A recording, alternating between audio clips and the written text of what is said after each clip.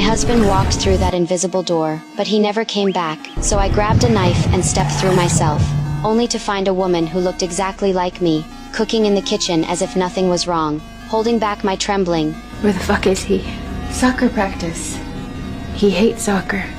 No, he doesn't. God damn, why the fuck do you keep coming through the door? My heart sank, because I knew my husband could never play. She grew impatient, saying she had seen countless versions of me looking for their husbands, that this world didn't belong to me, but how could I accept a life without him? Darkness clouded my mind as I drove the knife into her. When she collapsed, I dragged her cold body back into my space, tied a string to the key, looped it around a stool, and slipped back into her world. I pulled hard until the key slid out of the lock, believing the door could never be opened again. Wiping away the blood, all I felt was an empty hollow. Then I heard a familiar voice calling from the room. I rushed over. I missed you. I miss you too, but everything okay? Yeah, I'm great. I'm better than great. But it wasn't my husband. It was another man, her husband. But what difference did it make? As long as someone was beside me, I could pretend life was normal.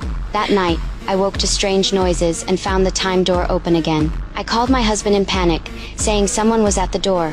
He walked up, saw nothing, and told me I was imagining things before going back to bed. Forcing myself to stay calm, I went to the bathroom, but as I sat down, I saw a shadow outside. Grabbing a roll of paper, I stepped out and tossed it toward the door. Nothing happened, and I sighed in relief, though the fear wouldn't leave me. But when I returned to the bedroom, my heart shattered. My husband was dead, and beside him stood a stranger, the third man. My mind went blank, and I could only run.